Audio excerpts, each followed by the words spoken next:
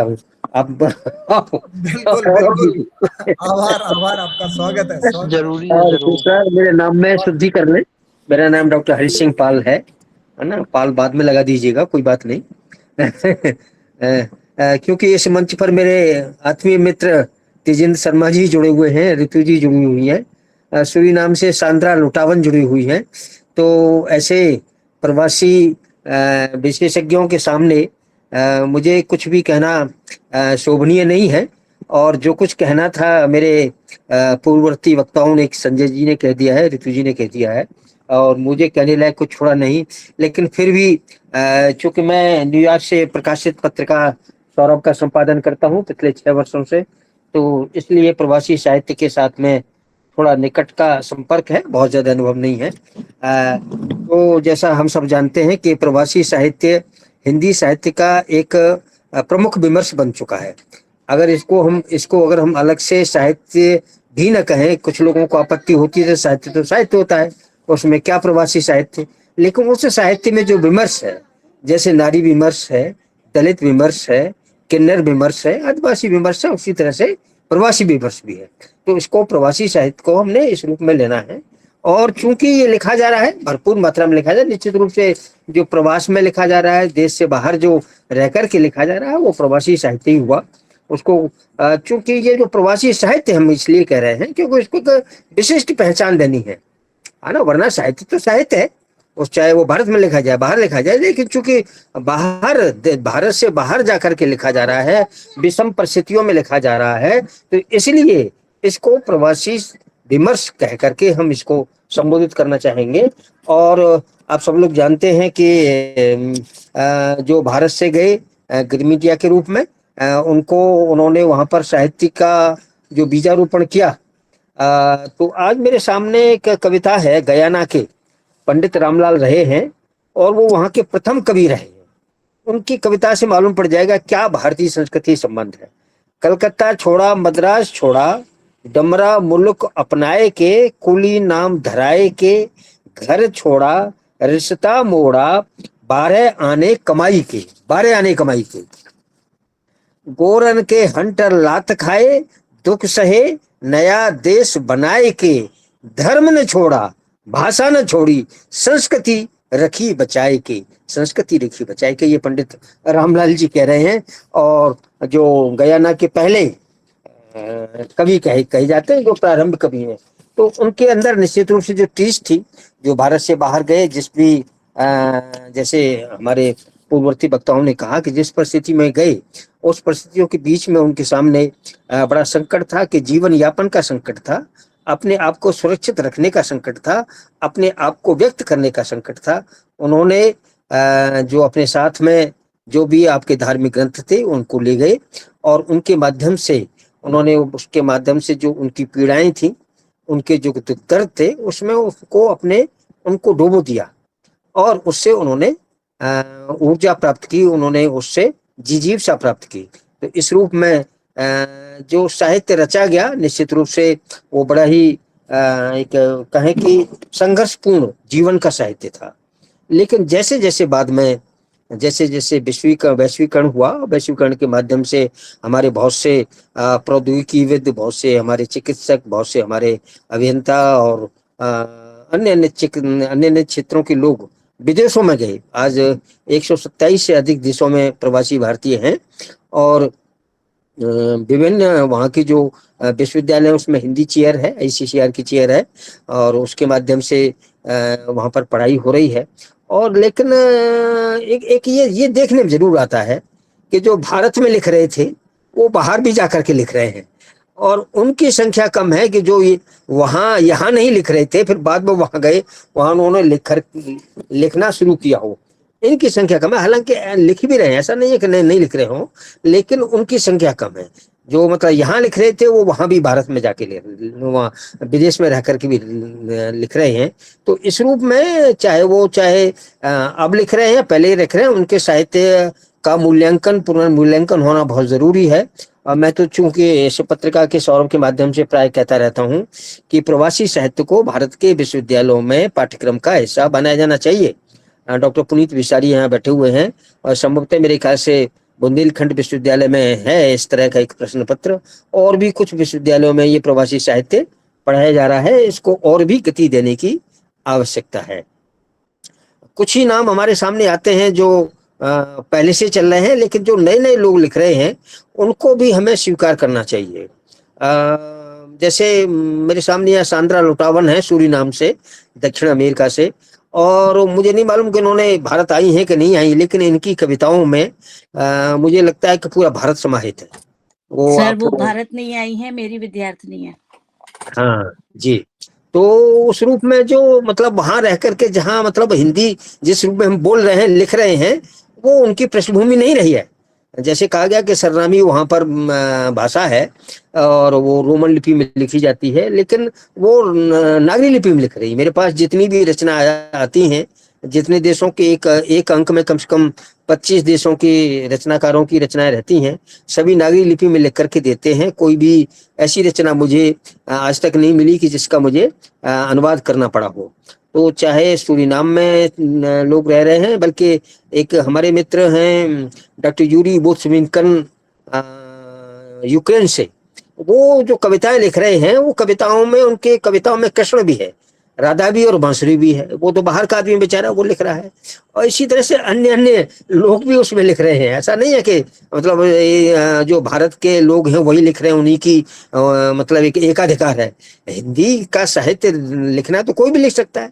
और पहले आपको शायद जानकारी होगी सबको कि पहली बार जो हिंदी में शोध ग्रंथ लिखा गया और जो मतलब नागरी लिपि में लिखा गया, उससे पहले तो सब रोमन लिपि में लिखे जाते थे।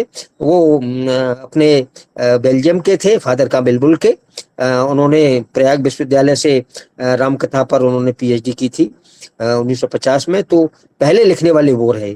तो हम कहाँ की बात करें, यहाँ पर जो पहले एमए हिंदी का जो विद्यार्थी रहा भारत में, जिसको पहले एमए हिंदी की उपाधि मिली, वो नलिनी सान्याल थे, कलकत्ता के, कलकत्ता विश्वविद्यालय से। कोई हिंदी वाली प्रदेश का नहीं था। तो इस रूप में हिंदी किसी की एक कहें कि एकाधिकार नहीं, सबका है। जो अपनी भावाभिव्यक्ति इस भाषा में करना चाहता है वो करे।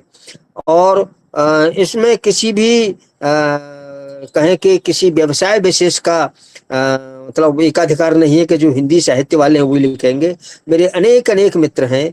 अभी पिछले दिनों हमें डॉक्टर श्रीवास्तव हैं दुबई में, वो पैथोलॉजिस्ट हैं बहुत बड़े वहाँ के, और उन्होंने हाइकू लिखे। और मेडिकल की जो भाषा है उसमें उन्होंने लिखा, मेडिकल के शब्द उसमें लाए, लिख रहे हैं लोग। मेरी अखिल विश्व हिंदी समिति न्यूयॉर्क के अध्यक्ष डॉक्टर विजय कुमार मेहता जाने माने कार्डियोलॉजिस्ट हैं न्यूयॉर्क में, और उन्होंने 5 महाकाव्य लिखे, और वो भी अमेरिका की धरती पर रह करके ही लिखे हैं। और उनको बहुत उसमें प्रसिद्धि मिली, और आज भी उसमें बहुत से लोग लिख रहे हैं। और इस रूप में अगर हम बात करें तो हमारे तेजिंद शर्मा जी जाने माने प्रवासी साहित्यकार हैं। अगर प्रवासी हिंदी साहित्य की बात की जाती तो तेजिंद शर्मा का नाम अवश्य ही लिया जाता है। हमारे मित्र वहाँ पर बहुत से जो चाहे वो यूके में हैं, चाहे अमेरिका में हैं, कनाडा में हैं, या जापान में हैं, ऑस्ट्रेलिया में हैं, और चाहे न्यूजीलैंड में हैं, सब लोग लिख रहे हैं और पत्रिकाएं प्रकाशित कर रहे हैं। मतलब मैं जब सौरभ की बात कर रहा हूँ तो किसको एकाधिकार नहीं है। पूर्वाई पत्रिका का संपादन और प्रकाशन हमारे मित्र तेजिंद शर्मा जी कर रहे हैं, वर्षों से कर रहे हैं। तो इस रूप में पत्रिकाएं सिर्फ एक नहीं, अनेक अनेक पत्रिकाएं निकल रही है। अमेरिका से भी है, कनाडा से भी है, जापान से भी है, न्यूजीलैंड से भी है, और दुबई से भी, अनेक अनेक देशों से निकल रही है। तो और वो उसमें साहित्य जा रहा है। उसमें ये नहीं कि उसमें कोई राजनीतिक बात की जा रही हो, उसमें साहित्य की बात की जा रही है, उसमें संस्कृति की बात की जा रही है। कविता तो निश्चित रूप से शुद्ध साहित्य ही है, भले ही चाहे निबंधों में उसमें संस्कृति हो, चाहे अन्य अन्य उसमें जो उपांग हैं साहित्य के उसमें आ जाएं, लेकिन कहानी है और कविता है और आपकी लोक कथाएं, ये तो विशुद्ध साहित्यिक उपांग है। और इस रूप में जो लिख रहे हैं उनका हम सबको सम्मान करना चाहिए। ये एक तरह से भारतीय संस्कृति का विस्तार है। और इस रूप में जितने प्रवासी साहित्यकार हिंदी साहित्य की रचना कर रहे हैं वो हमारे भारत के सांस्कृतिक दूत हैं। हमारी जो भारतीय संस्कृति है वो वहाँ पर पल्लवित पुष्पित हो रही है, और उनका प्रयास विभिन्न कार्यक्रमों के माध्यम से, जैसे मेरी संस्था जो अखिल विश्व हिंदी समिति है, वो होली पर एक विशेष कार्यक्रम करती है, एक दीपावली पर कार्यक्रम करती है, और उसमें कवि सम्मेलन भी होते हैं और अन्य अन्य कार्यक्रम भी होते हैं। तो इसी प्रकार हर एक जगह लगभग इसी रूप में हो रहे हैं, चाहे वो हिंदू टेम्पल्स के माध्यम से हो रहे हों, चाहे आर्य समाज के माध्यम से हो रहे हों, ये कार्य आगे बढ़ रहा है। और इसमें अब जैसे जो बुद्धिजीवी रचनाकार हैं, इसमें जुड़े हुए हैं, इसमें रुचि ले रहे हैं, तो इससे ये सिद्ध होता है कि अब प्रवासी साहित्य के प्रति हमारी जो ललक है वो बढ़ती जा रही है, और इसको और भी गति देने की आवश्यकता है। आज की जो संगोष्ठी है, इस बात की द्योतक है कि प्रवासी साहित्य को गंभीरता से लेना चाहिए और इस पर निरंतर शोध कार्य होने चाहिए। इसमें हम सभी को प्रयास करना चाहिए। आपने मेरी बात को सुना, बहुत बहुत धन्यवाद। नमस्कार। जय हिंदी, जय भारत। आपका बहुत बहुत आभार आपके विद्वतापूर्ण उद्बोधन के लिए। नवीन जी आपका कोटि कोटि आभार। जी बताइए। नवीन जी जी नवीन जी तेजन शर्मा सर का थोड़ा स्वास्थ्य ठीक नहीं है सर, अब सर को बुला लीजिए। अगले तेजन शर्मा सर से एक अनुरोध करना चाहता हूं सर। आपसे पहले नेपाल से जो जया है उनको कहीं जाना है, 2 मिनट वो अपनी कविता पाठ कर सकती हैं। हाँ, तो काव्य पाठ के लिए हमारे बीच जायस जया रोनियार जो काठमांडू नेपाल से हमारे बीच उपस्थित है, मैं उनको सादर आमंत्रित करता हूं। जया जी, आप उपस्थित हैं? संपूर्ण में मेरा नमस्कार। मैं जोयस जया, नमस्कार। काठमांडू नेपाल से, अध्यक्ष काव्यान समूह नेपाल शाखा। मैं बहुत आभारी हूँ संस्था की और अनुज सर की, जिन्होंने मुझे ये मौका दिया है। तो मैं बहुत ज़्यादा समय ना लेते हुए अपने कविता को पढ़ना चाहूँगी। आशा करती हूँ कि आप सबको पसंद आए। मेरे कविता का शीर्षक है किताबों का बसेरा। किताबों को किताबों से मैंने मिला के रखा है, किताबों को किताबों से मैंने मिला के रखा है, कमरे के हर कोने को इससे सजा के रखा है। मैं बोलूं तो सुने बस मुझे ही सब बड़े गौर से, मैं बोलूं तो सुने बस मुझे ही सब बड़े गौर से, इसलिए हर विषय को थोड़ा आजमा के रखा है। दवा से छूटे सिगरेट, सिगरेट से चिंताएं छूटती हैं, हमने किताबों में ऐसे कुछ पन्ने गिना के रखा है। भूल जाऊं ना मैं कहाँ रुकी थी कल, भूल जाऊं ना मैं कहाँ रुकी थी कल पढ़ते हुए, इसलिए उन पंक्तियों को कलम को दिखा के रखा है। किताबों को किताबों से मैंने मिला के रखा है। कहती हैं छोड़ दो हमें कितना माथा खपाओगे, कहती हैं छोड़ दो हमें कितना माथा खपाओगे, हमने भी इसे नए मार्कर का लोभ दिला के रखा है। कुछ जागती हैं रात रात भर मेरे साथ पढ़ते पढ़ाते, कुछ किताबों को अभी हमने सुला के रखा है। किताबों को किताबों से मैंने मिला के रखा है। हवाओं के झोंके भी अब अदब से गुजरते हैं यहाँ, कि पन्ने की खुशबू ने पूरे घर को महका के रखा है। दुनिया दुनिया ढूंढती है, दुनिया ढूंढती है सुकून महंगे होटलों और शोर में, हमने तो अलमारियों में ही पूरा जहां सजा के रखा है।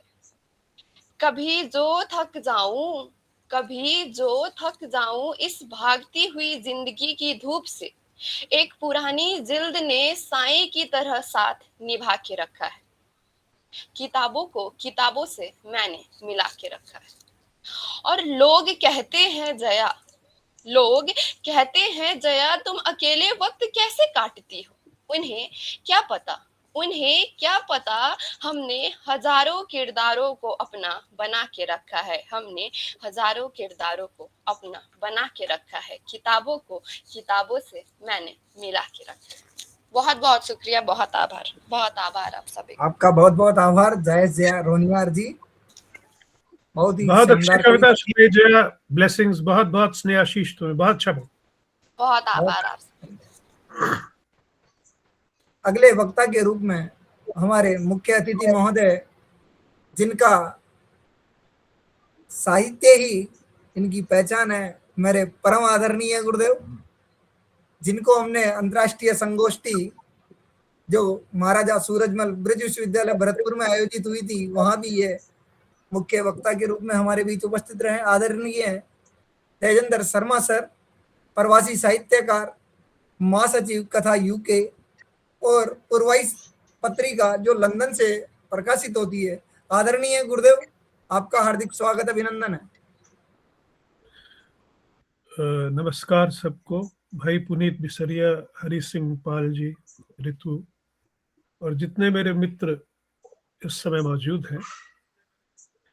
मेरे दांत में थोड़ी दिक्कत है जो पिछले 5 दिन से, बोलने में भी परेशानी है, मगर आपको पता है कि बोले बिना रहा भी नहीं जाता। बात यह कि आज का विषय है प्रवासी साहित्य और भारतीय संस्कृति। प्रवासी साहित्य में भारतीय संस्कृति।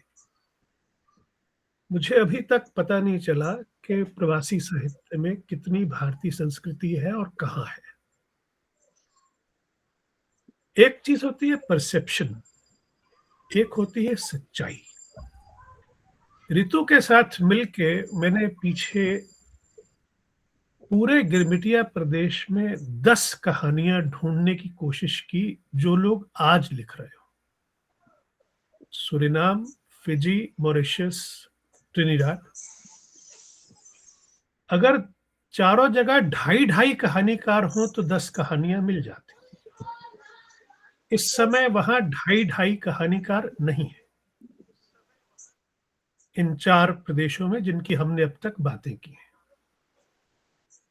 तो पास्ट में खुश होके रहना और वर्तमान स्थिति को देखना। व्यक्तियों का माइक ऑन है, प्लीज बंद कर दीजिए। कृपया सब माइक बंद कर लीजिए। ये कोई खुशराज झांसी है, अपना माइक बंद करिए। खुशराज झांसी, अपना माइक बंद करिए। तो अब बात यह है कि विषय पे आते हैं। विषय है कि प्रवासी साहित्य में भारतीय संस्कृति कहाँ और कैसे दिखाई देती है। क्योंकि अब तक जितनी बात हुई है वो ज्यादातर गिरमिटिया लोगों के बारे में हुई है, जहां आजकल कुछ नहीं लिखा जा रहा कथा साहित्य के मामले में।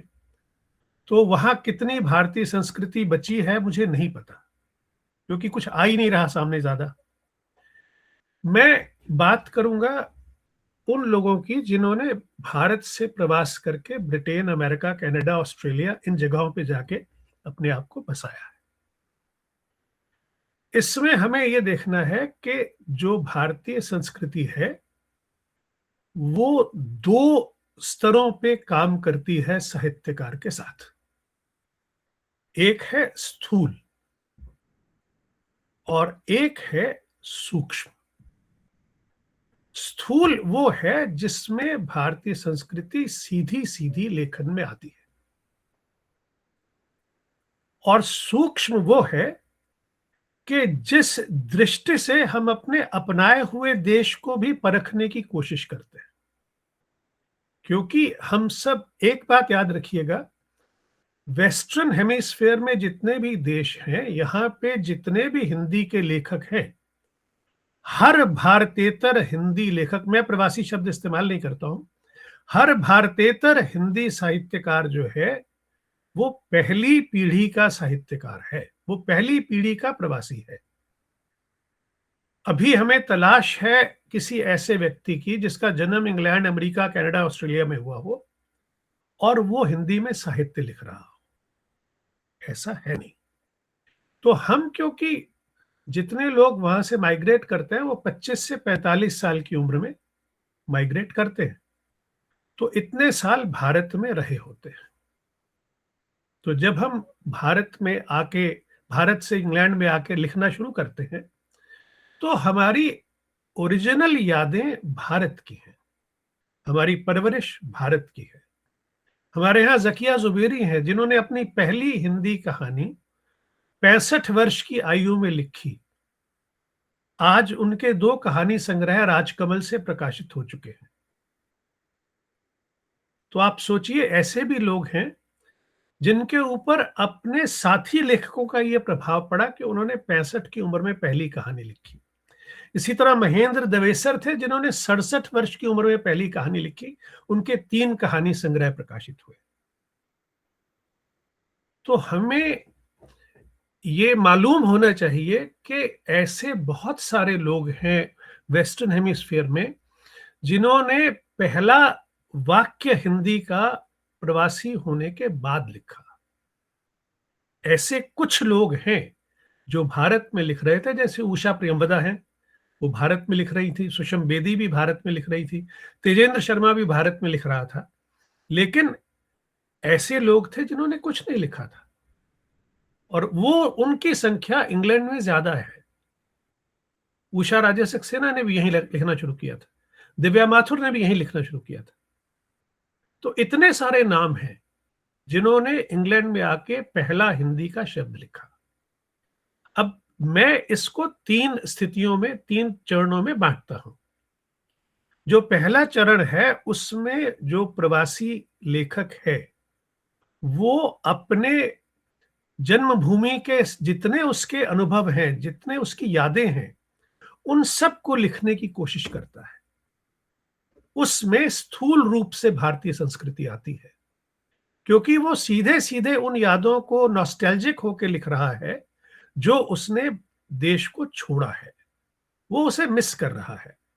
जब वो यहाँ के संस्कार देखता है, यहाँ के लोगों को देखता है, तो उसे बहुत झटका लगता है कि ये किस तरह का देश है, ये कैसे संस्कार है। तो उसे अपना गांव, अपनी मिट्टी, अपना देश, अपने दोस्त सब याद आते हैं, रिश्ते याद आते हैं, त्योहार याद आते हैं। वो सब उसके लेखन में जगह पाते हैं। फिर उसकी दूसरी स्थिति होती है, अब वो अपने अपनाए हुए देश को देखने की कोशिश कर रहा है। जैसे निर्मल वर्मा की कहानी है लंदन की एक शाम। निर्मल वर्मा कभी भी ब्रिटिश नहीं थे, मगर वो ब्रिटेन को, लंदन को एक भारतीय की दृष्टि से देखने की कोशिश कर रहे थे। महेंद्र भल्ला का नॉवल है दूसरी तरफ। वो यहां रहते थे, पोस्टिंग पे आए हुए थे। ऐसे कई लोग हैं जो बीबीसी में पोस्टिंग पे आए, उन्होंने लिखा, चले गए। तो इस स्थिति में हम भारतीय मानसिकता के माध्यम से अपने अपनाए हुए देश को समझने की कोशिश कर रहे हैं। उस समय का जो हमारा साहित्य है वो तुलनात्मक हो जाता है। हमारी शब्दों में लिखा होता है, भारत में तो ऐसा होता है, इंग्लैंड में तो ऐसा होता है, भारत में तो ऐसा होता है, अमेरिका में ऐसा होता है। तो ये तुलनात्मक जो समय है, इसमें हम भारतीय संस्कृति और यहाँ की संस्कृति को मिला के उसका अध्ययन करते रहते हैं और उसके हिसाब से अपनी कहानियों में, अपनी कविताओं में उसको डालते हैं। फिर आती है एक तीसरी स्टेज जिस तक सारे लेखक नहीं पहुंच पाते। बहुत सारे लेखक बीच में खर्च हो जाते हैं। जो तीसरी स्टेज है उसमें जो प्रवासी व्यक्ति है और जो भारतीयतर साहित्यकार है, वो अब भारत का प्रवासी साहित्यकार नहीं रहता, वो अब ब्रिटेन का हिंदी साहित्यकार हो जाता है, वो अब अमेरिका का हिंदी साहित्यकार हो जाता है। वो अमेरिका और ब्रिटेन के बारे में ठीक वैसे ही सोचता है जैसे कोई अंग्रेज सोचेगा। वो अपनी संस्कृति के माध्यम से इंग्लैंड को समझने का प्रयास नहीं कर रहा। अब ये जो स्थिति है ये इसलिए पॉसिबल है, भारत में चाहे कोई तमिल लिखता है या मलयालम लिखता है, गुजराती लिखता है, पंजाबी लिखता है, वो सब भारतीय साहित्य कहलाता है। अगर वो भारतीय साहित्य कहला सकता है तो ब्रिटेन में लिखा गया हिंदी साहित्य भी ब्रिटिश साहित्य कहलाने की कुवत रखे, ये अंतिम स्थिति होती है। अब जो संस्कृति के टकराव होते हैं वो प्रवासी लेखक बहुत अच्छी तरह से अपने लेखन में दिखाता है। ज़किया जी की कहानी है सांकल, बहुत बड़ी कहानी है, बहुत चर्चा हुई है उसकी। वो हंस में छपी थी, बाद में इसी नाम से उनका संकलन है। मैं 2 मिनट और लूंगा भैया, ले लो ना 2 मिनट, नहीं तो मैं यहीं बंद जी कर देता सर, हूँ। दीजिए। नहीं जी सर, नहीं, जी सर, आराम से सर। दीजिए दीजिए सर, हाँ, आराम से। तो ज़किया जी की कहानी है सांकल। उसमें 2 पीढ़ियों के अंदर जो टकराव और तनाव है, जो ज़किया जी की मेन कैरेक्टर है, वो भारत से प्रवासी बन के इंग्लैंड में सेटल हुई है। उनको अपने घर को, अपने बच्चों को अपने हिसाब से संस्कार देने हैं, और जो बच्चे हैं वो यहां बड़े हो रहे हैं, उनमें पूरे ब्रिटिश संस्कार आ रहे हैं। तो जो टकराव है वो भारतीय संस्कारों का और ब्रिटिश संस्कारों का एक ही घर में है, क्योंकि माँ को उम्मीद होती है कि मेरा बेटा जो है उन संस्कारों का पालन करेगा जो मैं इसको दे रही हूं, जो मैं भारत से लेके आई हूं। तो वो कोशिश भी करती है कि घर में हिंदी बोलें, बच्चे उनके हिंदी में बातचीत करें, मगर बच्चे जब बाहर जाते हैं तो वो अंग्रेजी में ही बात करते हैं, और जहां आलू प्याज अंग्रेजी में खरीदने हों, वहां रह के हिंदी में लेखन करना सच में बहुत मुश्किल बात है, बहुत आसान बात नहीं है। तो ये जो महिला है, ये जब उसका बेटा अपनी गर्लफ्रेंड को घर ले आता है तो वो स्टैंड लेती है, वो मना करती है कि तुम इस लड़की को यहां नहीं रख सकते, नहीं ला सकते। अब वो ब्रिटिश संस्कारों का है कि my girlfriend can come any time I want. तो जब वो बहस होती है तो बेटा लगभग हाथ उठाने की स्थिति में आ जाता है, यहां तक कि उस कैरेक्टर की बेटी पुलिस को बुला लेती है। अब यहां देखिए, पुलिस आ गई है और पुलिस कह रही है कि हम आपके बेटे को यहां से ले जाएंगे। यहां भारतीय संस्कार जो मां के हैं, वो नहीं चाहती कि बेटे को पुलिस ले जाए। वो उसे कहती है ना, आप केवल इस लड़की को ले जाइए, मेरा बेटा है, वो मेरे घर में रहेगा। अब देखा आपने जो टकराव हुआ भारतीय संस्कृति का विदेशी संस्कृति से, तो भारतीय संस्कृति की मां अपने बेटे को जेल में नहीं भेजना चाहती, पुलिस स्टेशन नहीं भेजना चाहती, मगर रात को जब वो सोने जाती है कमरे में, तो वो इतनी डर जाती है कि मेरा बेटा वायलेंट हो गया था, तो कहीं रात को दरवाजा खोल के मेरी हत्या ना कर दे। तो वो रात को उठती है और अपने दरवाजे की सांकल अंदर से चढ़ा देती है। तो इस कहानी में आप ये देखिए कितनी बड़ी कहानी है कि माँ और बेटे के रिश्ते पे सांकल लग गई इस कहानी में, क्योंकि एक बेटा एक संस्कृति को मानता है, माँ दूसरी संस्कृति से। इस तरह के सांस्कृतिक तनाव, इस तरह से भारतीय संस्कृति हमारे ब्रिटेन के लेखकों की कहानियों में आपको बेइंतहा मिलेगी। अमेरिका के लेखक है, ब्रिटेन में हमारे बहुत सारे लेखक हैं जो बहुत अच्छा लेखन कर रहे हैं, एक लंबी फहरिस्त है उसकी। मैंने कई सारे नाम तो लिए आपके सामने पहले, ऐसे ही अमेरिका में भी हैं। सुधा ओम ढींगरा बहुत अच्छा लेखन कर रही है, रेखा राजवंशी ऑस्ट्रेलिया में बहुत अच्छा लेखन कर रही है। तो कहना यह है कि हम जब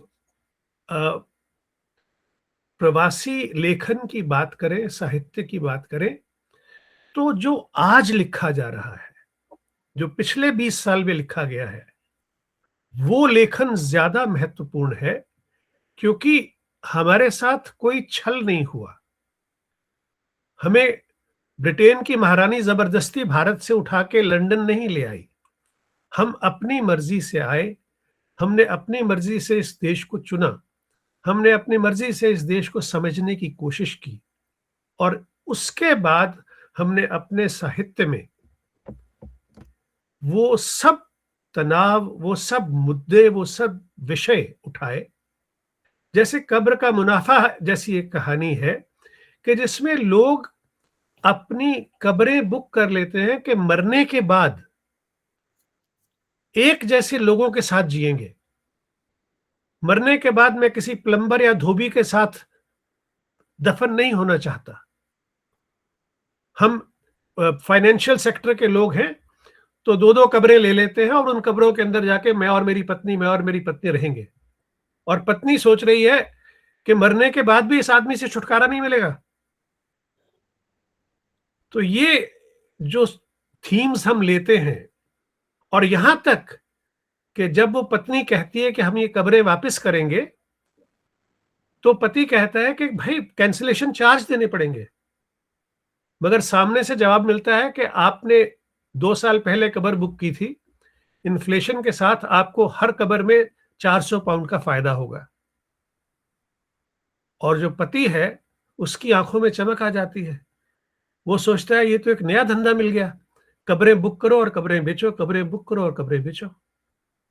ये थीम हम जब यहां से उठाते हैं तो ये कहीं ना कहीं उन लोगों से जोड़ रहे हैं जो जमींदारी सोच के थे कि सामने वाला गरीब आदमी हमारे साथ कैसे बैठ सकता है।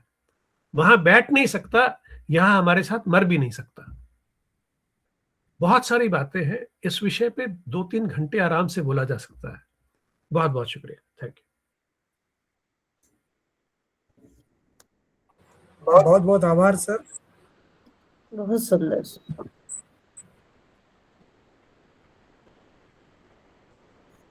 आपके ज्ञानवर्धक एवं सारगर्भित उद्बोधन के लिए आपका हृदय से आभार आदरणीय गुरुदेव।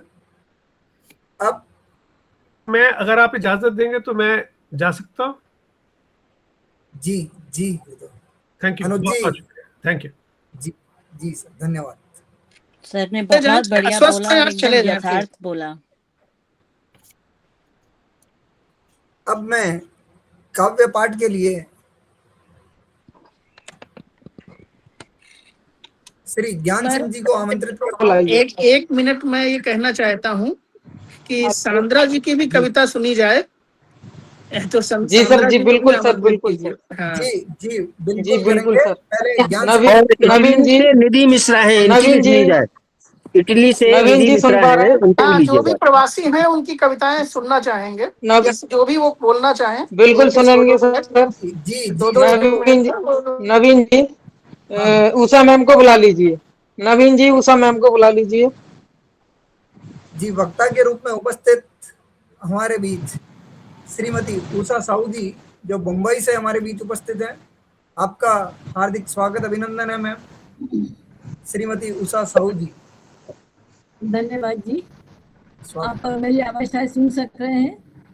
जी आ रही है आपकी आवाज, थोड़ा माइक ठीक करिए। धन्यवाद जी। जी मैम, सुन पा रहे हैं। मैम, अधिकतम 5 मिनट में समाप्त करने का प्रयास करिएगा। मैं 5 मिनट से भी कम कर दूंगी, क्योंकि जो मैंने लिखा था वो जी सारे मैम, लोग जी पहले मैम, ही पढ़ चुके हैं। जी जी जी सभी उपस्थित जनों को मेरा नमस्कार। मैं आभारी हूँ इस संस्थान की, प्रोफेसर विनीत बिसारिया जी, अन्य सम्मानीय व्यक्ति कि मैं सबकी मैं शुक्रगुजार हूँ, उन्होंने मुझे इस महान मंच पर बोलने का अवसर दिया। मैं स्वागत करती हूँ मुख्य अतिथि श्री सम्मानित तेजेंद्र शर्मा साहब का। उनका नाम लिए बगैर शायद प्रवासी साहित्य की भूमिका भी ना लिखी जा सके। साथ ही वो मेरे गुरु भी हैं, तो अगर उन्हीं के नाम से आदर किया जाए तो बेहतर है। प्रवासी साहित्य वह साहित्य है जो उन रचनाकारों द्वारा लिखा जाता है जो भारत छोड़कर दूसरे देशों में जा बसे हैं। उनके ही साहित्य में गहराई, संस्कृति दिखाई देती है। उनके यादों का संसार है, जड़ों की खोज है, पारिवारिक मूल्य है और संबंधपूर्ण है। 2 पीढ़ियों का टकराव, जनरेशन गैप, जो कि बहुत ही मुश्किल काम है मनुष्य के जीवन में। सॉरी, विशेषतः भारतीय जीवन में प्रवास का बहुत महत्व है। पहले शादियां अक्सर एक शहर से दूसरे शहर में हुआ करती थी और इस शहर से उस शहर जाने का सिलसिला शुरू हो जाता था। इसके बाद जीविका के लिए गांव से कस्बा, कस्बा से महानगर, महानगर से फिर पश्चिमी देश, सुदूर देशों में जाकर वहाँ स्थायी रूप से बस जाना, वहाँ की आधुनिक सुविधाओं से लैस जीवन से और कमाई की धनराशि अधिक होने से वहाँ से वापस आना संभव नहीं हुआ। वापस आना संभव नहीं हुआ, लेकिन दिल तो आखिर दिल है, वह तो अपने नहीं रहता है। उस दिल में उपजे साहित्य को ही प्रवासी साहित्य कहा जाने लगा। एक महत्वपूर्ण पहलू है, दूसरी पीढ़ी के लेखकों को त्रिशंकु जैसी स्थिति पैदा हो जाती है। वे ना तो पूरे भारतीय होते हैं और ना ही विदेशी। किस संस्कृति को अपने लेखन का विषय बनाएं, ऐसी प्रतिकूल हालातों में ही उनको लिखना पड़ा। साहित्य किसी भी देश में रचा जाए, साहित्य को अलग करके नहीं लिखा जा सकता, वहाँ की संस्कृति को अलग करके नहीं लिखा जा सकता। खास तौर से कहानियों में उस देश की संस्कृति, वहाँ की जीवन शैली साहित्य पर असर डालती ही है। प्रवासी साहित्य, मैंने तो लंदन में एक और बात देखी है। एक ब्रिटिश लेडी, वो ब्यूटी पार्लर में काम करती थी, उसकी पीठ के ऊपर गायत्री मंत्र लिखा हुआ था, वो भी देवनागरी में। इसका मैंने फोटो भी खींच के रख लिया था। प्रवासी साहित्यकारों के नाम की बात करें तो श्री तेजेंद्र शर्मा, सुषमा बेदी, लक्ष्मी नारायण सिंह भी, पद्मेश गुप्त, गौतम सचदेव और साहित्यकारों के नाम प्रमुखता से लिए जा सकते हैं। प्रवासी साहित्य में केवल संस्कृति का, परंपराओं का विषय ही नहीं है, बल्कि लेखक को दो अलग मानसिक स्थितियों का सामना करना पड़ता है, सामंजस्य बैठाना पड़ता है। अब झुम्पा लहरी की कहानी नेम से कोई ले लो, यह प्रवासी जीवन और भारतीय द्वंद्व का अच्छा उदाहरण है। कहानी के प्रमुख पात्र दंपति बोस्टन जाते हैं। महिला पात्र साड़ी पहनती है, भारतीय खाना बनाती है और वह अमेरिका को भी कोलकाता बनाना चाहती है। ऐसी एक कहानी है पहचान का संकट और नाम। इस कहानी में अमेरिका में जन्म लिए बच्चे का नाम रूसी लेखक गोगोल के नाम पर रख दिया जाता है। इससे उसकी पहचान उलझी हुई पहचान बन जाती है। इस उलझन में पहले तो वह भारतीय रीति रिवाजों, पारिवारिक महत्वों, परंपराओं को नहीं मानता, पर जीवन में आई कठिनाइयों के बाद उसे अपनी संस्कृति का महत्व समझ में आने लगता है। पुरानी यादों और रूढ़ियां, जड़ों से टूटन का एहसास, जैसलिन, बदलाव और अनुकूलन, मिस्ट्रेस ऑफ स्पाइसेस, इन सब कहानियों और उपन्यासों में एक बात समान है कि विदेशों में रहने पर कितनी सुविधाएं हैं और कितनी चुनौतियां हैं, चाहे वह बदलाव और अनुकूल की ज्योति हो या मिस्ट्रेस ऑफ स्पाइस की तिलो हो। इन्हीं में से हमें ये जानकारी मिली कि भारतीय संस्कृति एक सुरक्षा कवच भी है और अवरोध भी है, जिसे आधुनिक पीढ़ी बचना चाहती है। विदेशों में भारतीय साहित्य का सर्वप्रथम स्थान गिरमिटिया मजदूरों से, जिसका वर्णन पहले ही कई वक्ता कर चुके हैं। गिरमिटिया मजदूरों की व्यथा गायन से शुरू होता है। गिरमिटिया मजदूरों को काम का लालच देकर मॉरिशस, फिजी, त्रिनिदाद, टोबैगो ले जाता है गन्नों के खेतों में काम करने के लिए। वहां उनके साथ पशुवत व्यवहार किया जाता है, उनके साथ धोखा किया गया था। अपनी इसी व्यथा को उन्होंने गाकर, एक दूसरे को सुनाकर, इस तरह से अलिखित साहित्य में की है।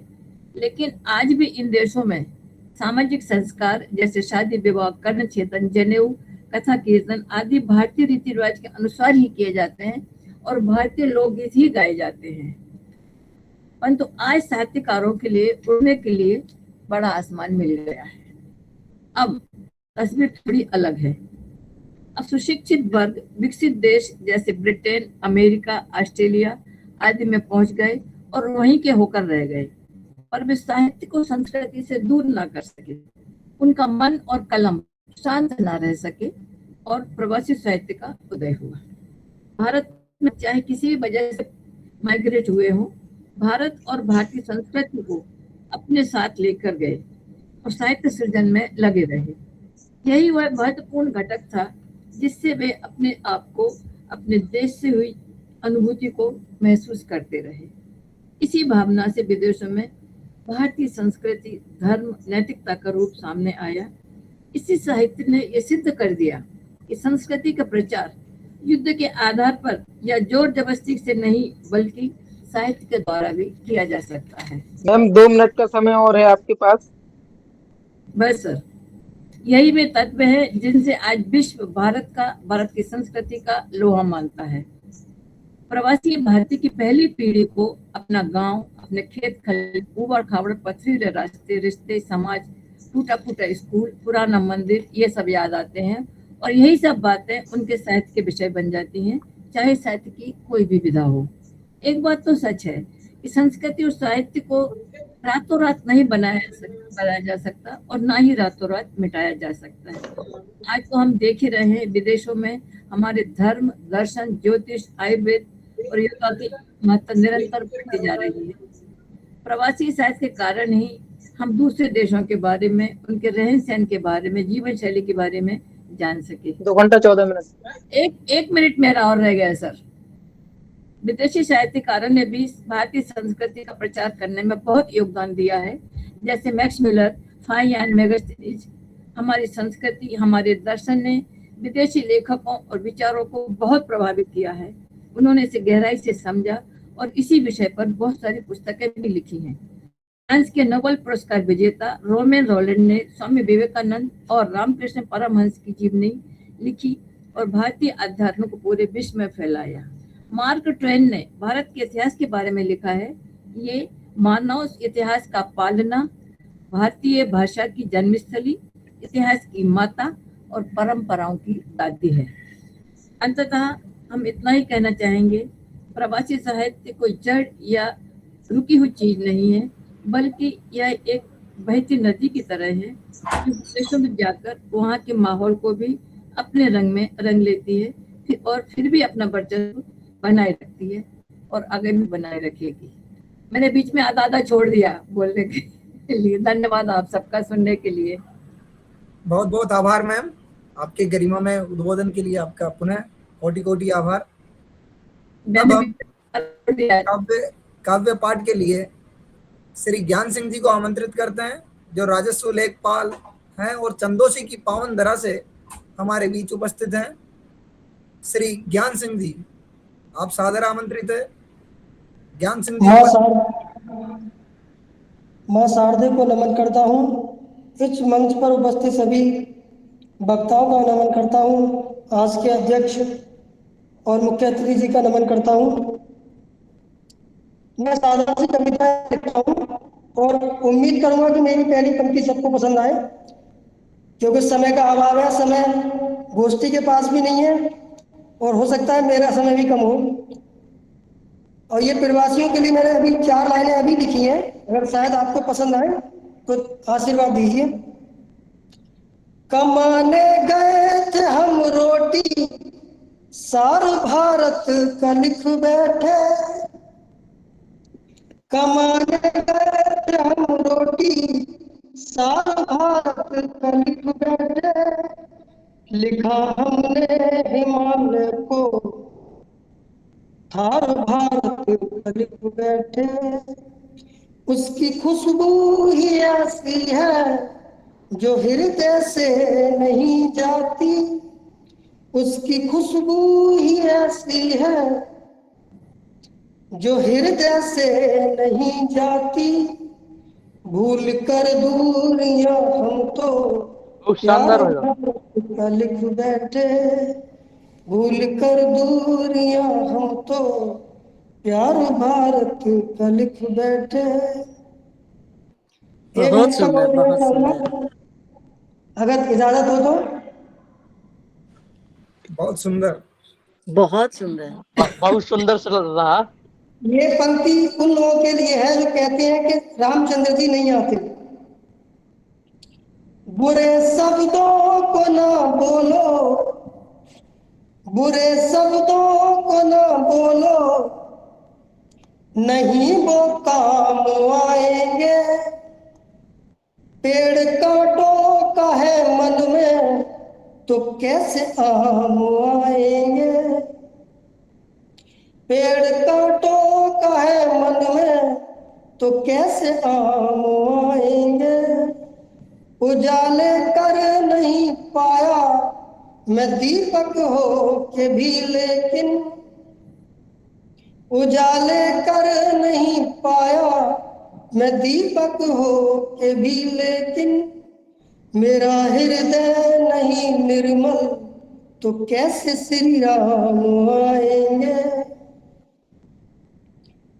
एक कविता और देना चाहूंगा, इसका शीर्षक है बिल्कुल सर, स्वागत है, बिल्कुल। ये कविता मैंने विजयदशमी से ली है और ध्यान से सुनिएगा। बिल्कुल सर। हमने पुतला जलाया है, हमने पुतला जलाया है, अभी रावण न मारा है। हमने पुतला जलाया है, अभी रावण न मारा है। अभी हम में जो जिंदा है अहम आतिश घमंडी का, वही रावण हमारा है, वही रावण तुम्हारा है। श्री रघुपति ने मारा था वो तो लंका रावण था। श्री रघुपति ने मारा था वो तो लंका का रावण था। जिसे परमार सिखाया था वो तो लंका का रावण था। आज हर पल उमड़ता है ईर्ष्या बनकर जो हृदय में। आज हर पल उमड़ता है ईर्ष्या बनकर जो हृदय में।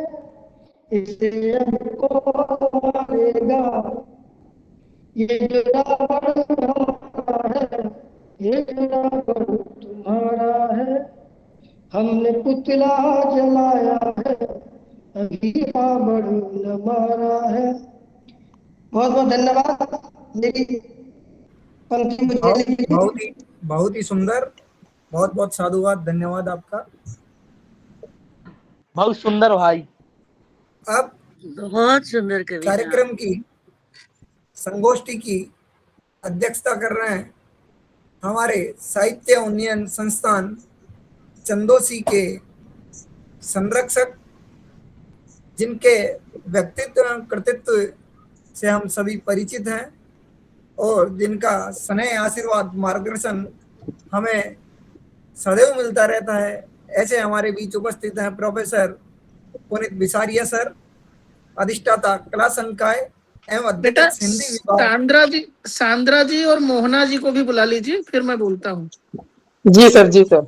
अगर आपका भाई निधि मिश्रा भी है इटली से, उनको जी सर, बुलाइए। जी सर, जी। इटली से हैं, उन्हें भी बुला लीजिए। निधि मिश्रा जी, सांद्रा मोहन, निधि सांद्रा मिश्रा जी, लोटेवान, सांद्रा लुटावन, निधि जी हैं और नवीन जी, सांद्रा जी को बुला लीजिए। सांद्रा लुटावन, सांद्रा लुटावन जी को बुला लीजिए। सांद्रा लुटावन जी, आप सादर आमंत्रित हैं काव्य पाठ के लिए।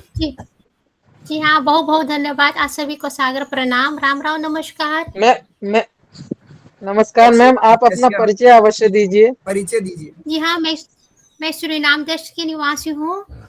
मैं डॉक्टर रितु शर्मा जी के छात्र हूँ और मैं कोशिश करती हूँ कुछ कविता पाठ करने के लिए, सीखने के लिए। मैं शुरू करती हूँ अपने कविता का शीर्षक है भारत से आई हमार पुरका। जी स्वागत है, स्वागत। धन्यवाद जी। भारत से आई हमार पुरके, सपनों के साथ लेकर दूर समुंदर पर चले थे। नई उम्मीदों को देखकर दिल में अपने जन्मभूमि के प्यारी यादें बसाए। जीवन के नए अध्याय की ओर वे कदम बढ़ाए। कठिन राहों ने उनका हर दिन मिठान लाया। मेहनत और दियारिया ने उन्हें जीने का ज्ञान दिया। खेत खाली हाथों में पसीना पसीना बढ़ाया दिन रात, संघर्ष के धरती पर लिखी अपने जीवन की बात। धूप धूप हो या बारिश, वे कभी ना घबराई, हर मुश्किल को हिम्मत और विश्वास से अपनाई, अपने संस्कृति और परंपरा के साथ लेकर चले। जीवन के हर मोड़ पर सच्चाई के दीप जले। वो भजन गीत और त्योहार के मिठास संग लाई, अपने संस्कारों के सुंदर फूल यहाँ खिलाए। परिवार और समाज को एकता का पाठ पढ़ाया, प्रेम और सद्भाव से हर रिश्ता निभाया। समय के साथ बदले युग और बदले कई दौर, पर पुरखों की मेहनत का उजाला रहा हर ओर। उनके त्याग और परिश्रम ने जो बुद्धि याद बनाई, पर उस पर आज की पीढ़ी ने अपनी दुनिया सजाई। आज भी उनके कहानी हमें प्रेरणा देती है, मेहनत और ईमानदारी के राह दिखाती है। सूरीनाम के धरती पर उनका गर्व अमर रहे, उसकी विरासत का दीप सदा जगमगाते रहे। अंतिम पंक्तियाँ, भारत से आई हमार पुरखे इतिहास के शान है, उनकी मेहनत और त्याग से ही हमारी पहचान है। आओ उनके विरासत का सदा सम्मान करें, उनके दिखाए मरह पर चल कर देश और मान बढ़ाए। हाँ, उनके मान बढ़ाए। सुनने के लिए बहुत बहुत धन्यवाद और साधुवाद। नमस्ते, मैं डॉक्टर संजय आनंद। नमस्कार। नमस्कार जी। नमस्कार। बहुत अच्छा पढ़ा आपने। धन्यवाद। मैं तो कोशिश करती हूँ, मैं तो डॉक्टर रितु शर्मा जी के धन्यवाद करती हूँ। बहुत बहुत आभार सांद्रा जी, सच में बहुत सुंदर कविता आपने प्रस्तुत की। और रितु जी को भी बधाई, क्योंकि सांद्रा जी आपकी शिष्या हैं और आपकी शिक्षा है, इसलिए आप उनके गुरु हैं, इसलिए आपको भी बहुत बहुत बधाई। बहुत अच्छी कविता पढ़ी आपकी शिक्षा ने। मैं बताना चाहूंगी कि सांद्रा जी का लघु कथा संग्रह और काव्य संग्रह भी आ गया है। बहुत सुंदर। जी, अगले वक्ता को आमंत्रित कीजिए। निधि मिश्रा जी जो इटली से हमारे बीच उपस्थित हैं। निधि मिश्रा जी, आप सादर आमंत्रित हैं। आदरणीय महानुभाव और यहाँ उपस्थित सभी जनों को मेरा सादर प्रणाम। मैं भारत में भोपाल से हूँ और मैं पिछले 5 वर्षों से इटली में रह रही हूँ और यहाँ पे इंडियन काउंसलेट में मैं हिंदी कन्वर्सेशन वार्तालाप समूह चला रही हूँ, जहाँ पे मैं जिन लोगों को हिंदी नहीं आती है वहाँ पर उनको हिंदी सिखाती हूँ पिछले 3 सालों से। और मैं कविताएं भी लिखती हूँ और मैं रामा चक्षक जी और मैं हरिपाल सिंह जी का धन्यवाद देना चाहती हूँ कि उन्होंने मुझे इस मंच पर इतने अच्छे विद्वान लोगों से परिचित करवाया और मैं उनके सामने यहाँ बोल रही हूँ, ये मेरा सौभाग्य है। तो मैंने कुछ पंक्तियाँ लिखी हैं, मैं आपको वो कहना चाहूँगी। मानवता, मैंने एक कविता लिखी है मानवता के ऊपर।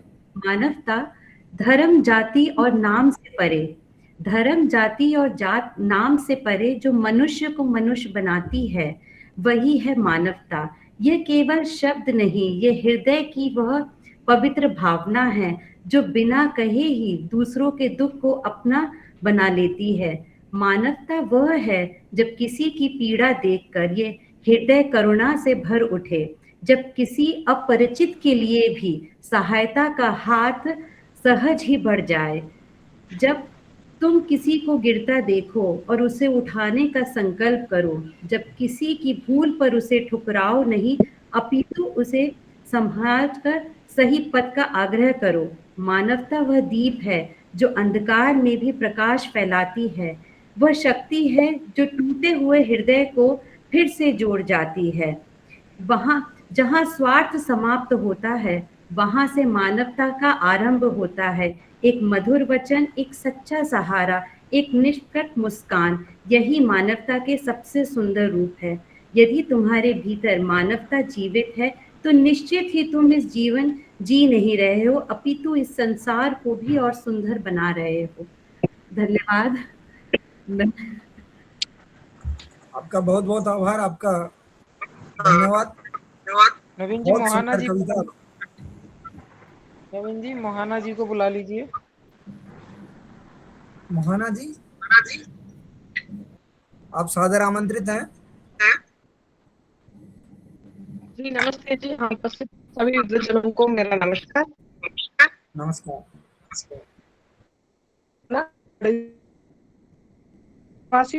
जी बोलिए, हम लोग सुन रहे हैं। जी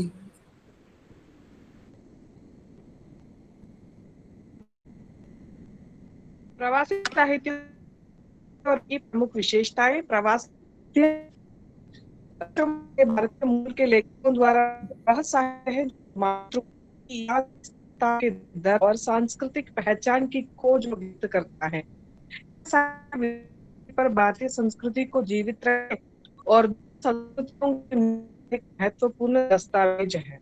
जैसे समग्र तौर पर विदेशी यात्रा करना, बाहरी के अनुसार सामान्यतः निवास स्थान बदलते हुए भौगोलिक इकाई से दूसरी इकाई के लिए भौगोलिक गतिशीलता का एक प्रतीक है। इस प्रकार प्रवास का सामान्य अपनी जन्मभूमि से कहा जाता है। विदेश को कर्मभूमि बना वही रचने बसने को प्रवास कहते हैं।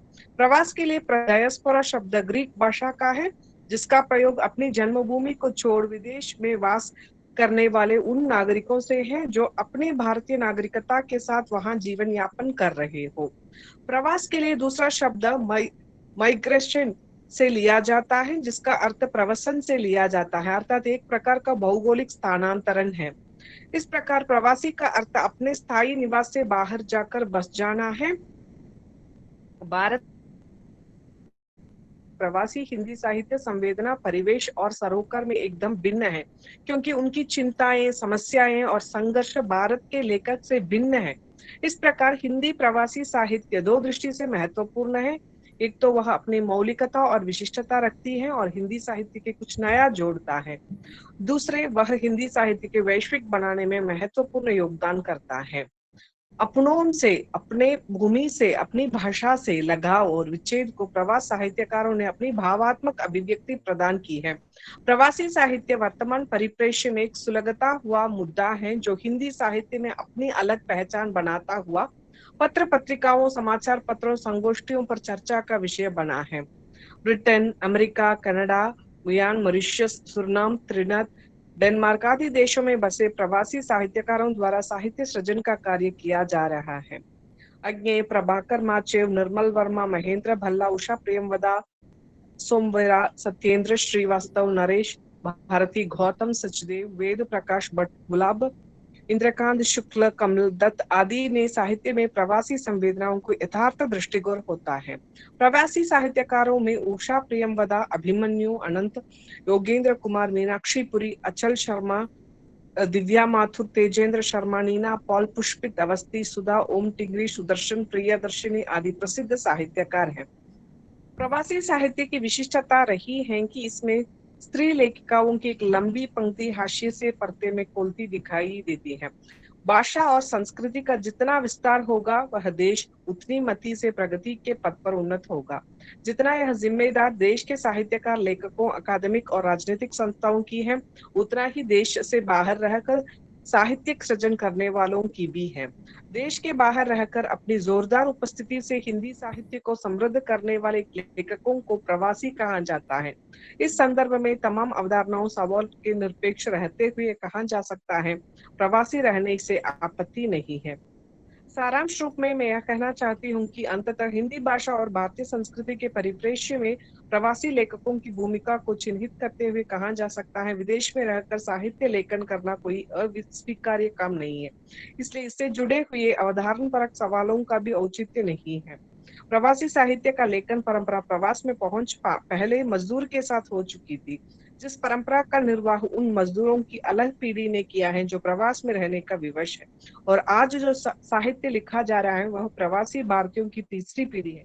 इसके द्वारा लिखा साहित्य प्रवास की पीड़ा के साथ वहां के परिवेश और संस्कृति के भारतीय पाठकों को जोड़ता है। हिंदी साहित्य के द्वार पर दस्तक देते हुए नवीन साहित्य प्रवासी साहित्य के रूप में हमारे समक्ष स्थापित हो चुका है। प्रवासी साहित्य प्रवास गए भारतीयों की भारत के दूर होने की पीड़ा को उजागर करता है। मौका देने के लिए बहुत बहुत धन्यवाद। आपका बहुत बहुत आभार, धन्यवाद। अब संगोष्ठी में अध्यक्षीय उद्बोधन के लिए मैं आमंत्रित करूंगा आदरणीय प्रोफेसर पुनीत विसारिया सर। आप सादर आमंत्रित हैं। बहुत बहुत धन्यवाद डॉक्टर नवीन जी। क्या मेरी आवाज सुनाई दे रही है? जी जी जी जी। सबसे पहले तो आज बहुत अच्छा लगा कि ये जो हमारी संगोष्ठी है साहित्य उन्नयन संस्थान चंदौसी की, ये पहली संगोष्ठी है और इसमें 60 से अधिक देश विदेश से प्रतिभागियों ने प्रतिभागिता की। ये एक बहुत उल्लेखनीय बात है। और साहित्य उन्नयन संस्थान के विषय में भी आपको थोड़ा सा बता दें कि ये अभी हाल में ही 2026 में पंजीकृत संस्था है, जिसके अध्यक्ष डॉक्टर श्री अनुज पाल जी हैं और बहुत अच्छा काम कर रही है। ज्ञान ग्रह पत्रिका भी निकाल रही है ये संस्था, उसमें भी आप लोग लेख भेज सकते हैं। सर हाँ सर, अध्यक्ष डॉक्टर नवीन चंद पटेल सर हैं। हाँ, अरे ठीक है, कोई बात नहीं, आप सचिव हैं। तो खैर, आज का जो विषय है प्रवासी साहित्य में भारतीय संस्कृति, सबसे पहले तो मैं इस बात के लिए बहुत मुझे प्रसन्नता है कि एक बात तेजेन शर्मा जी ने कही थी कि समकालीन जो प्रवासी हैं वो हिंदी में लेखन नहीं कर रहे हैं, और इस बात को निधि मिश्रा जी ने और सांद्रा जी ने गलत साबित कर दिया। उन्होंने ये सिद्ध कर दिया कि वर्तमान समय में भी जो नए पीढ़ी के लोग हैं वो भी हिंदी साहित्य में न सिर्फ लेखन कर रहे हैं बल्कि भविष्य में ये बहुत बड़े नाम होकर उभरेंगे, इसमें कोई संदेह नहीं। निधि जी से मेरी पहली मुलाकात है, सांद्रा जी से पहले भी मिल चुका हूँ और ये जानकर अच्छा लगा कि उनकी लघु कथा संग्रह भी आ रहा है और कविताएं भी वो बहुत अच्छी लिख रही हैं। तो अब जब संजय जी की बात जो हुई, संजय जी ने प्रवासी साहित्य को, शायद संजय जी मौजूद होंगे, 2 भागों में बांटा संजय जी ने। मैं समझता हूँ इसको 4 भागों में बांटा जाना चाहिए, इसलिए कि पहले तो इसका नाम ही गलत है। प्रवासी साहित्य की जगह भारतीयतर साहित्य, जो तेजेन शर्मा जी अभी नाम सुझा रहे थे, वो ज्यादा बेहतर है। इसलिए मैंने भी यही कहा था सर, भारतीयतर साहित्य। हाँ जी, भारतीयतर साहित्य बेहतर विषय शब्द इसलिए है कि भारत से बाहर लिखा जाने वाला सभी साहित्य हमको इसमें लेना चाहिए।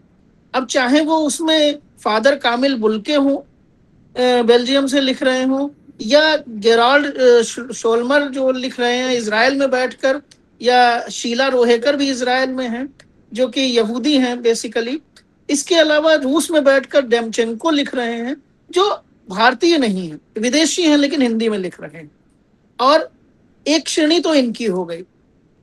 दूसरी श्रेणी में मैं मानता हूं कि जिस श्रेणी में गिरमिटिया मजदूरों की पीढ़ियां वर्तमान समय में भी वहां रहकर लिख रही हैं वो हो गए, या और भी देशों में जो दूसरी तीसरी पीढ़ी रह रही है, चाहे वो अमेरिका हो, चाहे ब्राजील हो, चाहे यूके हो, कहीं भी हो, तो दूसरी श्रेणी वो होनी चाहिए।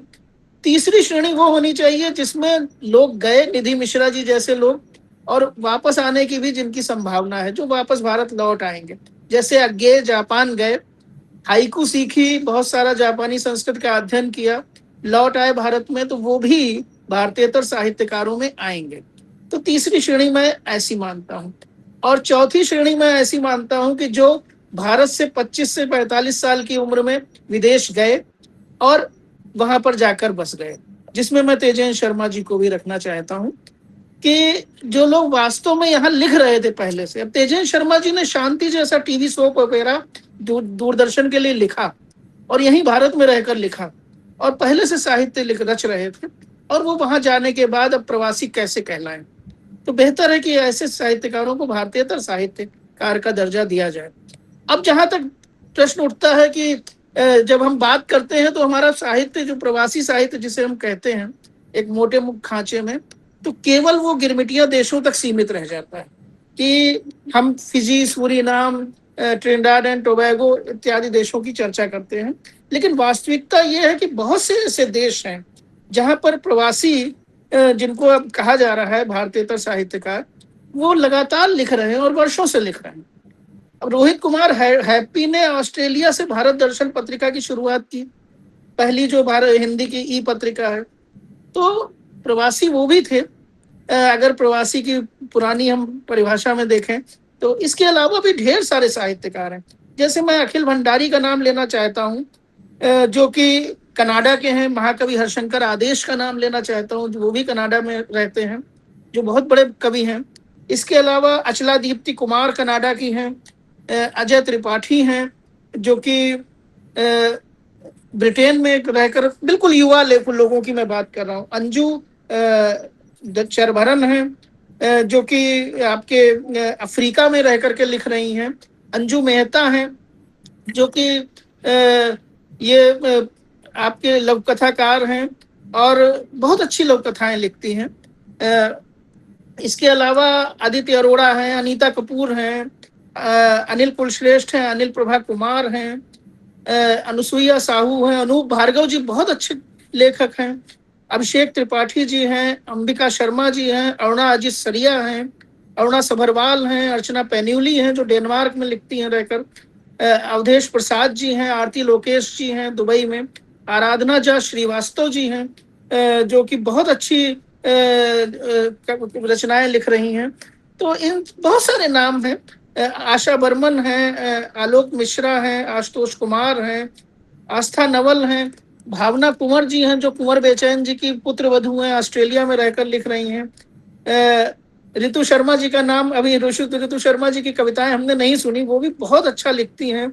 धरती ने भिजवाई पाती उनकी एक बहुत ही सुंदर कविताओं का संग्रह है। इसके अलावा ऋषिकेश मिश्रा जी हैं, कल्पना लाल जी हैं, हरिशंकर आदेश जी के परिवार की कादम्बरी आदेश जी हैं, कीर्ति चौधरी हैं, कुसुम नैपसिक हैं, कृष्णा वर्मा हैं, बहुत सारे नाम हैं, गौतम सचदेव हैं, जगमोहन संघा हैं, जय वर्मा जी हैं, ज्ञान प्रकाश जी हैं, दिव्या माथुर जी हैं, देवी नागरानी जी हैं, धर्मपाल महेंद्र जैन जी हैं, नरेंद्र गोवर आनंद जी हैं, निखिल कौशिक जी हैं, नूपुर अशोक हैं, पंकज शर्मा जी हैं, परवीन लता जी हैं, पुष्पा भारद्वाज जी हैं, पूजा अनिल जी हैं, पूनम कासलीवाल हैं, प्रगति टिप्पणीस हैं, प्रीति अग्रवाल अनुजा जी हैं, ब्रजराज किशोर कश्यप जी हैं, बहुत सारे नाम हैं।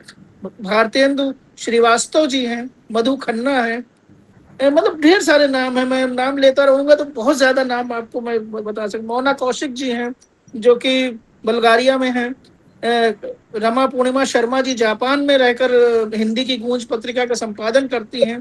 बहुत सारे नाम हम और भी देख सकते हैं। रामा तक्षक जी हैं, रेखा राजवंशी जी हैं, लक्ष्मी जयपोल हैं, वंदना मुकेश हैं, वसुधा सहस्त्रबुद्धे हैं, विद्याभूषण धर हैं, विभावरी दारा सिंह हैं, चाइना में विवेकमणि त्रिपाठी जी हैं, वेद प्रकाश सिंह जी हैं, शन्नो अग्रवाल जी हैं, शशि पाधा हैं, शिखा वार्ष्णेय हैं, शिप्रा शिल्पी सक्सेना जी हैं, शैल अग्रवाल जी हैं, शैलजा चतुर्वेदी जी हैं, शैलजा सक्सेना जी हैं, श्रद्धा दास जी हैं, श्रीनाथ द्विवेदी जी हैं, संगीता चौबे पंखुरी जी कुवैत में हैं, संगीता शर्मा जी हैं, सत्येंद्र श्रीवास्तव जी हैं, संध्या सिंह हैं, समीर लाल समीर उड़न तश्तरी के नाम से लिखते हैं, सरोजनी जौहर हैं, सविता अग्रवाल सभी हैं, संद्रा लुटावन का तो हम लोगों ने अभी कविता पाठ सुना ही है, श्वेता दत्त चौधरी हैं, सुधा ओम ढींगरा जी हैं, सुमन कुमार घई हैं, बहुत सारे नाम हैं। मैं नाम लेता चलूंगा तो बहुत सारे नाम अभी और मैं बता सकता हूँ। हंसादीप जी हैं, हरिहर झा हैं, हरप्रीत सिंह पुरी हैं। तो ये सब साहित्यकार, इसमें नए पुराने सब साहित्यकार शामिल हैं और ये लोग भारत से बाहर रहकर भारत का उद्घोष विश्व में कर रहे हैं। और अच्छी बात यह है कि इनमें एक सुंदर मिश्रण है भारतवासियों का, भारतवंशियों का और भारत की संस्कृति से प्रेम करने वाले लोगों का। मैं एक उदाहरण दूं, ये इजराइल के जो जिनका मैंने नाम लिया अभी, तोमर जी, उषा जी आपका माइक ऑन है, वो अभी उनके साथ बड़ा दुखद भी मैं प्रसंग बताना चाहूंगा। अयोध्या में वो आए थे राम मंदिर के दर्शन करने, और उनका यहाँ पर मजाक उड़ाया गया, अपमान किया गया। तो हमें ये भी देखना होगा कि हमारी हिंदी से प्रेम करने वाले, भारतीय संस्कृति से प्रेम करने वाले लोगों को भारत में अतिथि देवो भव का दर्जा वास्तव में मिलना चाहिए। ओडोनल स्मेकल ने कई बार इस बात की चर्चा की कि जब वो भारत में आकर हिंदी बोलती हैं तो लोग उनकी हंसी उड़ाते हैं। तो हमें कम से कम अपनी मानसिकता में इस बदलाव लाने की जरूरत है कि अगर कोई विदेशी हिंदी में बात कर रहा है तो उसके साथ हमें हिंदी में ही बात करनी चाहिए, और उसके इस प्रयास को ना सिर्फ प्रोत्साहन देना चाहिए बल्कि उनसे हम उल्टे अंग्रेजी में बात करने लगते हैं, वो हिंदी में बात करते हैं। ओडोनल स्मेकल जी ने ये उदाहरण देकर एक बार बताया था कि एयरपोर्ट पर वो उतरी तो उनसे अंग्रेजी में वो लोग बात कर रहे थे, तो उन्होंने कहा मुझसे हिंदी में बात करो, मुझे हिंदी आती है। लेकिन लोगों ने उनका मजाक उड़ाया और अपनी अंग्रेजी झाड़नी शुरू कर दी। तो इस तरह की बातों से भारतीय संस्कृति और हिंदी दोनों का अपमान कहीं ना कहीं होता है। तो चाहे इजराइल के श्लोमा जी का वो घटनाक्रम हो, चाहे ओडोनल स्मेकल जी का हो, इस तरह की घटनाओं से हमें बचना चाहिए। और हिंदी के प्रचार प्रसार में अगर कोई व्यक्ति हमारे साथ खड़ा है तो हम उसको खांचे में नहीं बांट सकते, ना बांटना चाहिए कि वो प्रवासी साहित्यकार है या वो विदेश में बस गया है तो फिर वो भारतीय नहीं रह गया। ऐसी सोच मुझे लगता है गलत।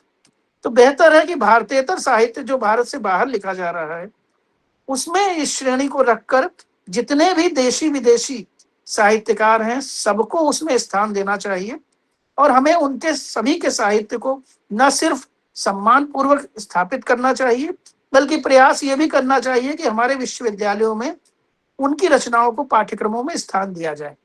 हमने बुंदेलखंड विश्वविद्यालय में ऐसा प्रयास किया है। आशा है कि देश के अन्य विश्वविद्यालयों में और विदेशों में भी जो विश्वविद्यालय हैं उनमें भी हिंदी में ऐसे साहित्यकारों को सम्मान पूर्वक स्थान दिया जाए। अच्छा, एक बात और बोलूं मैं, विदेशों में जो हिंदी पढ़ाई जाती है विश्वविद्यालयों में, वहां पर हमारे तथाकथित जो IAS PCS है वो अपनी पत्नी अपनी बेटी के साहित्य को लगा देते हैं कि ये कोर्स में पढ़ाया जाएगा। ये बेहद आपत्तिजनक बात है और इसका विरोध हर स्तर पर किया जाना चाहिए कि किसी का परिवार का कोई सदस्य, मैं एक टीवी चैनल के पत्रकार महोदय की धर्मपत्नी का जिक्र करना चाहूंगा, नाम नहीं लूंगा। उन्होंने अपने पोलैंड में एक विश्वविद्यालय में अपनी किताब जो है कोर्स में लगवा रखी है, और वो पूरे दिन मोहतरमा भारतीय संस्कृति और हिंदी को गाली देती रहती है। ऐसे लोग अगर हिंदी के रूप में विदेशों में पढ़ाए जाएंगे हिंदी लेखक के रूप में, तो कितना हिंदी का भला होगा, कितना भारतीय संस्कृति का भला होगा, ये आप स्वतः अनुभूत कर सकते हैं। तो मुझे लगता है कि भारत से प्रेम करने वाले लोगों को साहित्य में स्थान मिलना चाहिए, हिंदी से प्रेम करने वाले लोगों को साहित्य में स्थान मिलना चाहिए। केवल सोर्स या जुगाड़ प्रौद्योगिकी के सहारे लोग अपनी कविताएं, अपने उपन्यास, अपने कहानी संग्रह कम से कम विदेश के विश्वविद्यालयों में स्थापित करके वहां का अपमान तो ना करें, तभी शायद ये जो इस प्रकार की संगोष्ठियां हैं वो सफल होंगी और प्रवासी साहित्य में जो भारतीय संस्कृति विषय रखा गया है इसका उद्देश्य पूरा होगा। आप सबने मुझे सुना, आप सबका बहुत बहुत धन्यवाद।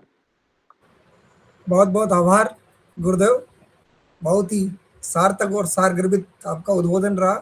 पुनः आपका कोटि कोटि आभार।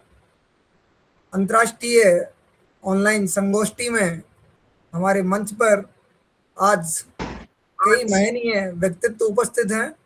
उनमें राजस्थान भरतपुर MSJ कॉलेज भरतपुर से हिंदी विभाग के आचार्य प्रोफेसर अशोक गुप्ता जी, जिनका स्नेह, आशीर्वाद और मार्गदर्शन हम सभी को सदैव मिलता रहता है।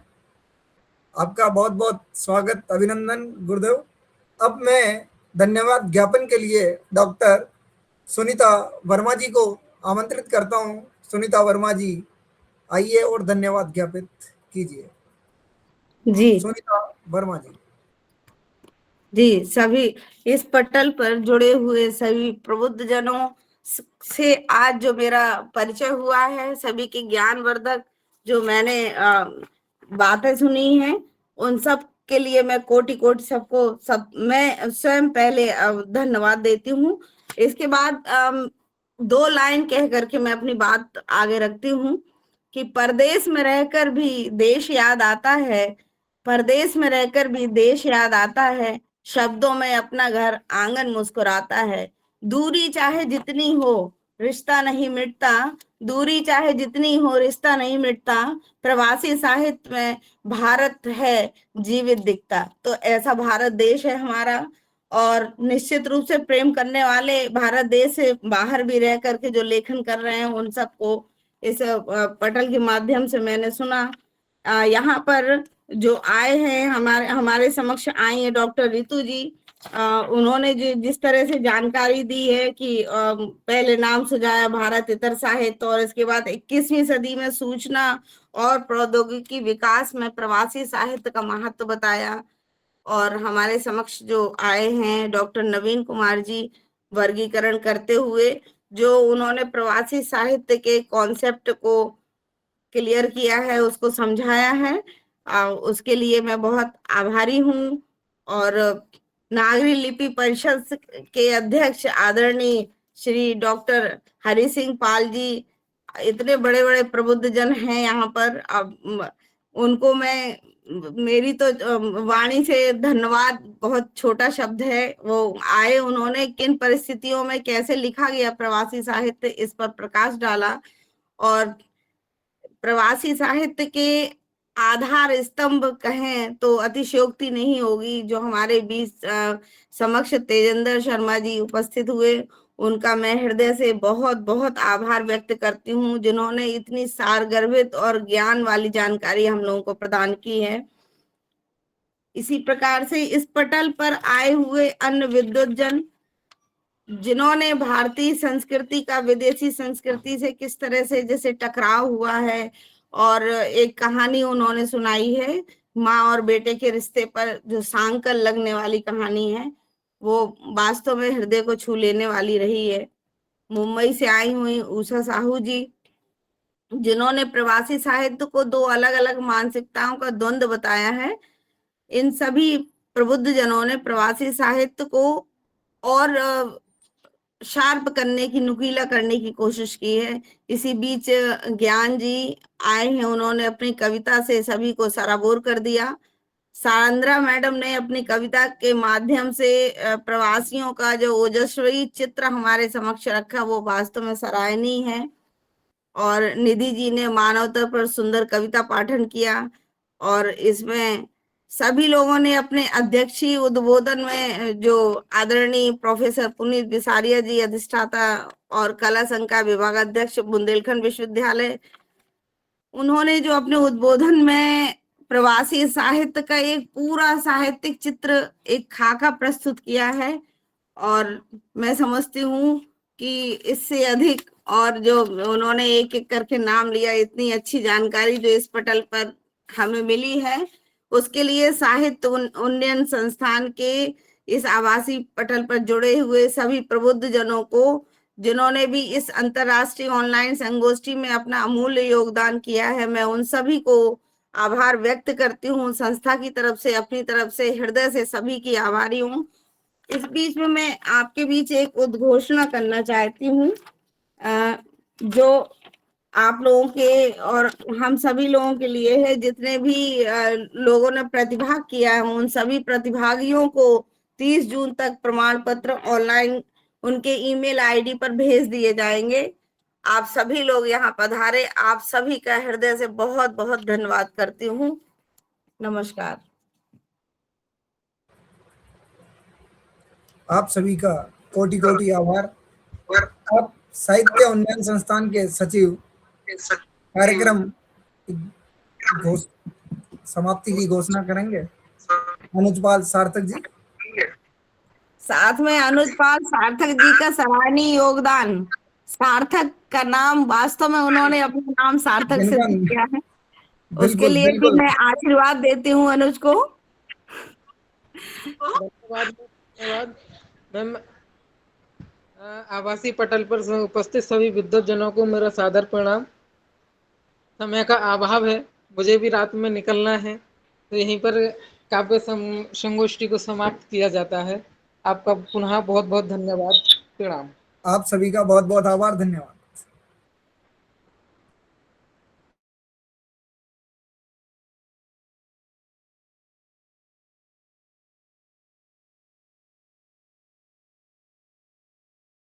सर फीडबैक लिंक है क्या? अगर है तो सर भेज दें।